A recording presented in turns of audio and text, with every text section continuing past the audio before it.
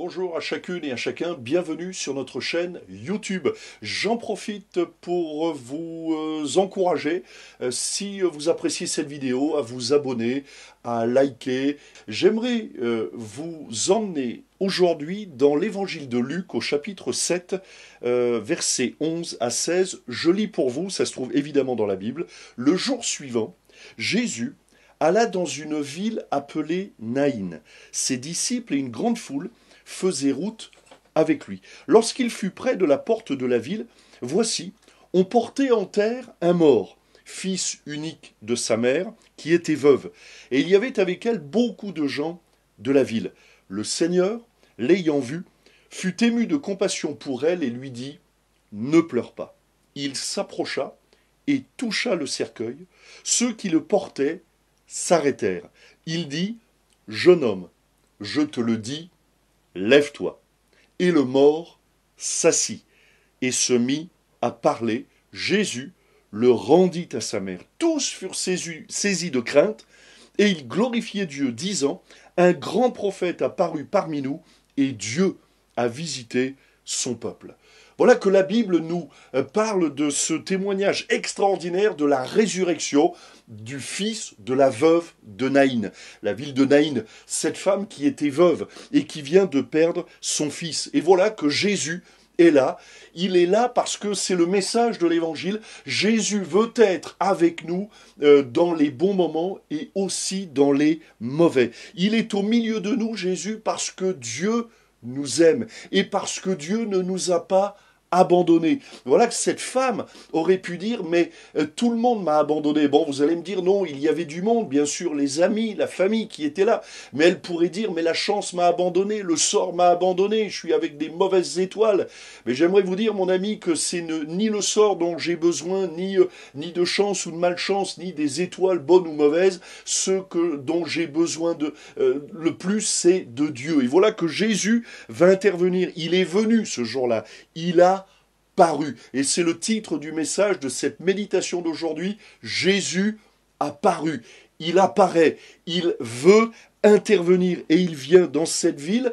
Naïn, ça signifie beauté. Parfois, il y a beaucoup de paradoxes entre ce que nous voudrions, ce que nous souhaiterions, ce que nous désirons, et puis la réalité, la ville de Naïn, qui signifie beauté. Au fond, c'est tout ce à quoi nous aspirons les uns et les autres, une belle vie, une bonne vie, de la paix, de la joie, de l'amour, de l'espérance.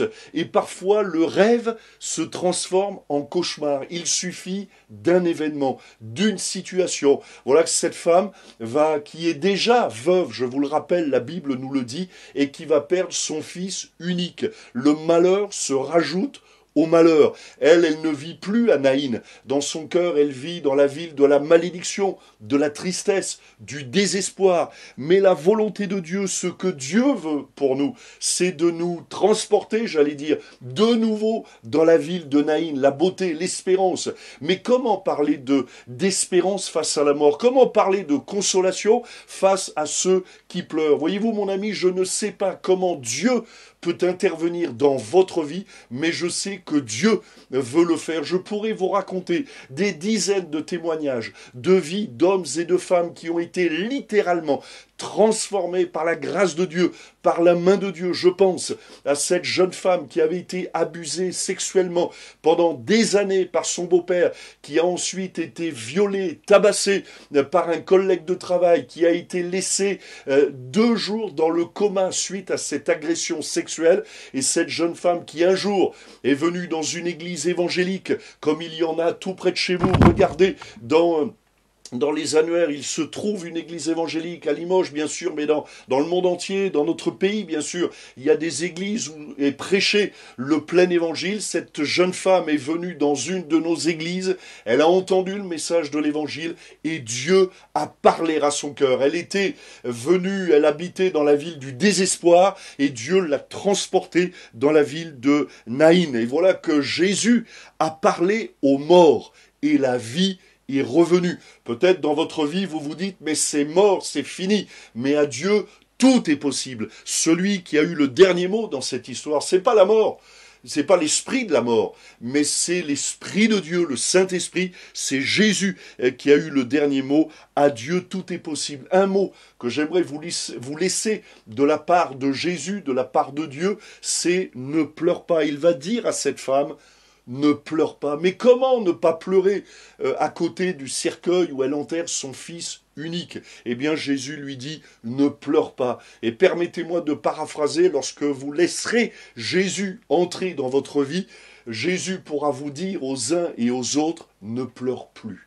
Ne pleure plus, car voici Jésus apparu. Alors pourquoi est-ce que Jésus apparu? Pour donner de l'espoir aux désespérés, pour consoler ceux qui ont le cœur affligé.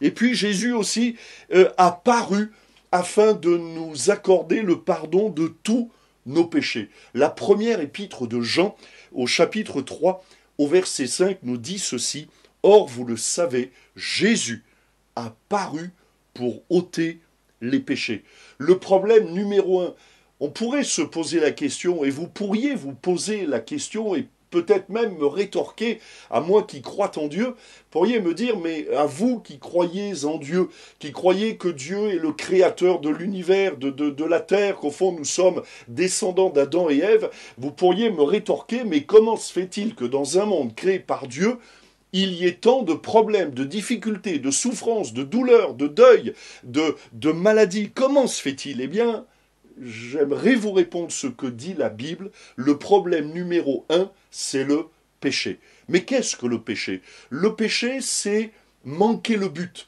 Le péché, c'est de ne pas vouloir faire confiance à Dieu. Le péché, c'est refuser la main de Dieu. Mais je trouve que la traduction la plus, comment vous dire, la plus littérale du péché, c'est manquer le but. Ça veut dire quoi? Ça veut dire que Dieu a dessiner, désirer des plans pour nos vies, pour votre vie, un destin. Dieu, la Bible nous dit que Dieu a formé des projets de paix et non de malheur afin de nous donner un avenir et de l'espérance.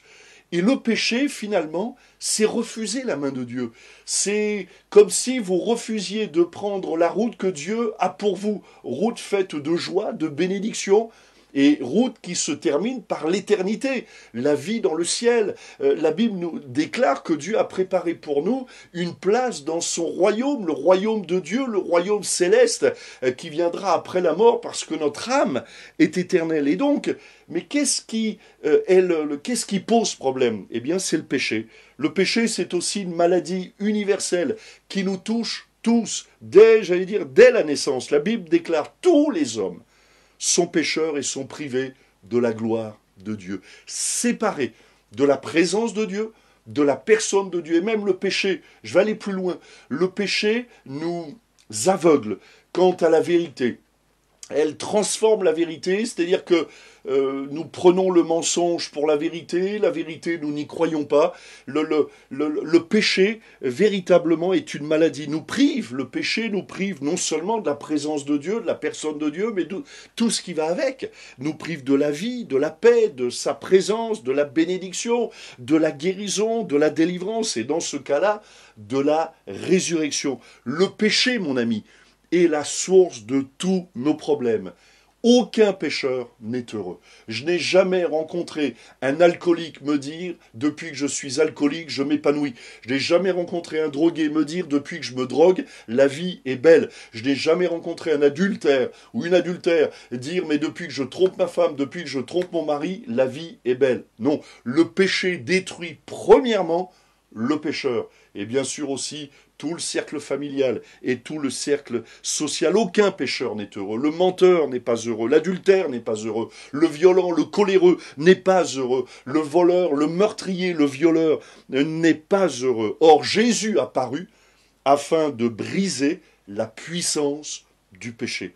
Troisièmement, Jésus a paru pour pulvériser le destructeur.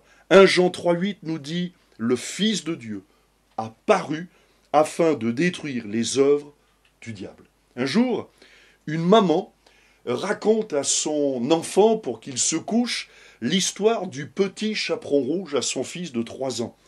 Et il a été ému, ce gamin. Et il a réclamé la même histoire, mais il dit à sa mère « Mais j'aimerais que tu me racontes la même histoire, mais la prochaine fois, s'il te plaît, sans le loup. » Mais sans le loup, c'est plus l'histoire. Certains voudraient parler de Dieu en niant l'existence du diable. Le diable est réel. Il veut notre mal. Il veut notre perdition.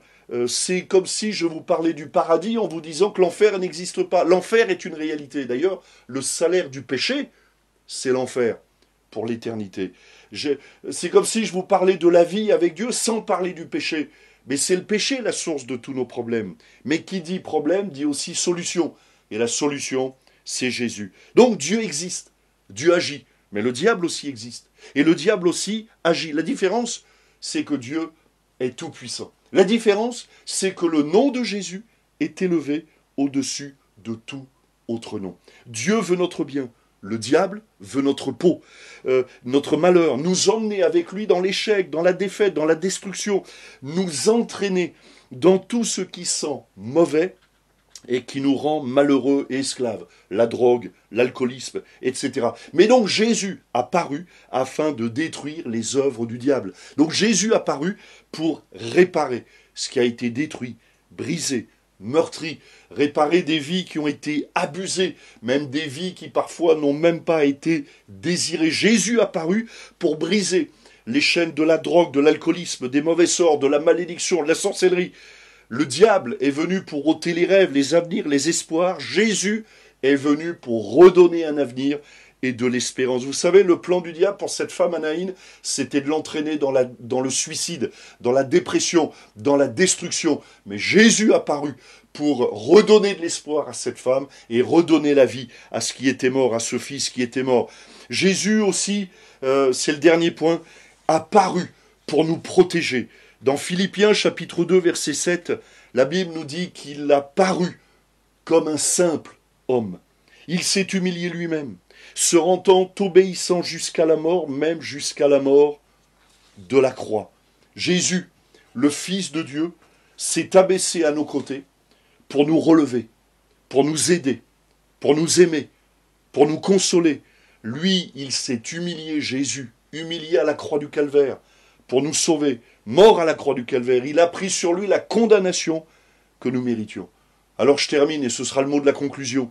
Jésus a paru pour détruire toutes les œuvres du diable. Jésus a paru pour détruire la puissance du mensonge et pour révéler la vérité. Quelle est la vérité? C'est que vous avez de la valeur aux yeux de Dieu.